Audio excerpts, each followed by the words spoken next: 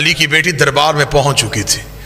یہ دربار صرف سپاہیوں میں نہیں سی، غیر ملکی سفیر، دوسرے ملکوں کے وفود لوگ دربار میں بیٹھے ہوئے تھے.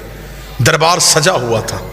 ان وفود میں، ان غیر ملکی سفیروں میں عیسائی بھی تھے، یہودی بھی تھے، مجوسی بھی تھے. انہوں نے پوچھا یزید یہ کون ہے؟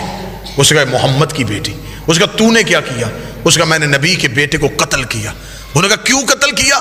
اس نے کہا اس لیے کہ حسین میرے اختیار کو نہیں مانتا تھا. میں بالکل عین تاریخ پڑھ رہا ہوں. حسین میرے اختیار کو نہیں مانتا تھا. اگر حسین میرے اختیار کو مان لیتا میں کبھی بھی حسین کو قتل نہ کرتا.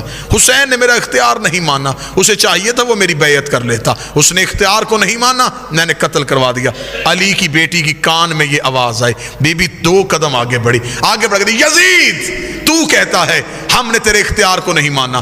تیرے دربار میں روشن دانوں سے ہوا کا شور آ رہا ہے. میں تجھ سے بات کرنا چاہتی ہوں، تھوڑی دیر کے لیے ہوا روک. جب بی بی نے کہا تھوڑی دیر کے لیے ہوا روک، یزید کہتا علی کی بیٹی میں ہوا کیسے روکوں؟ بی بی نے کہاں ہے تیرا اختیار؟ تو کہہ رہا تھا کہ تیرا اختیار ہم نے نہیں مانا. اختیار آزما. روشن دان سے ہوا روک. اس علی کی بیٹی یہ میرے بس میں نہیں. بی بی نے کہا تیرے دربار میں سپاہی گھوڑوں پہ بیٹھے، گھوڑے سم اٹھا کے زمین پہ مار رہے ہیں، سموں کا شور آ رہا ہے، تھوڑی دیر کے لیے سم روک. اس علی کی بیٹی میرے بس میں نہیں. جملہ بی بی نے اتنا وزنی کا کھڑے بھی ہو جاؤ تو جملے کا قد بڑا ہے. بی بی دیکھا دی تیرے جانور بھی تیرے اختیار میں نہیں. تو انسانوں پہ اختیار کی بات کر رہا ہے، تیرے تو گھوڑے تیرے اختیار میں نہیں. یہ کہنے کے بعد بی بی کا تیرے دربار میں اونٹ کھڑے، اونٹ گردنوں کو ہلا رہے ہیں، گلے میں گھنٹیاں ہل رہی ہیں، گھنٹیوں کا شور آ رہا ہے. تھوڑی دیر کے لیے اونٹوں کی گردنیں روک.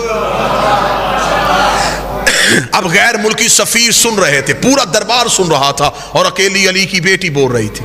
یزید کہتا کیا کہہ رہی ہے تو بنت محمد؟ کبھی کہتی ہوا روک، کبھی کہتی سم روک، کبھی کہتی اونٹوں کی گردنیں روک. یہ سب کچھ میں کیسے کروں؟ بی بی 4 قدم آگے بڑھی. دیر کا پھر ہم تجھے اپنا اختیار دکھاتے ہیں. بی کا اسکت خاموش. اتنا کہنا تھا روشن دانوں میں ہوا رک گئی. جس گھوڑے نے سم اٹھایا تھا اس نے زمین پہ رکھا نہیں. جس اونٹ کی گردن ہلی تھی اس کی واپس نہیں آئی. جس انسان کی آنکھ کھلی تھی اس کی بند نہیں ہوئی. جس کا ہاتھ اٹھا تھا اس کا نیچے نہیں آیا. جس کے نتنے سے سانس نکلی تھی دوسرے نتنے سے واپس نہیں آئی. انسانوں کے دلوں کی دھڑکنیں ان کے کانوں میں سنائی دینی شروع ہوئی. جب پورا دربار پتھر کا ہو گیا، علی کی بیٹی چلتی ہوئی یزید کے تخت کے سامنے آئی. بی بی نے ہاتھ کا اشارہ کیا، یزید کی ناپاک روح اس کے بدن میں واپس آئی.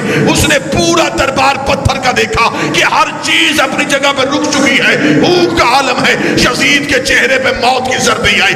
اس نے تخت پہ بیٹھ کر علی کی بیٹی مجھے معاف کر دے، علی کی بیٹی مجھے موت نہ دینا، علی کی بیٹی مجھے معاف کر دے. بی بی 2 قدم آگے بڑھی. بی بی نے کہا اب بتا کہتی تو ہے یا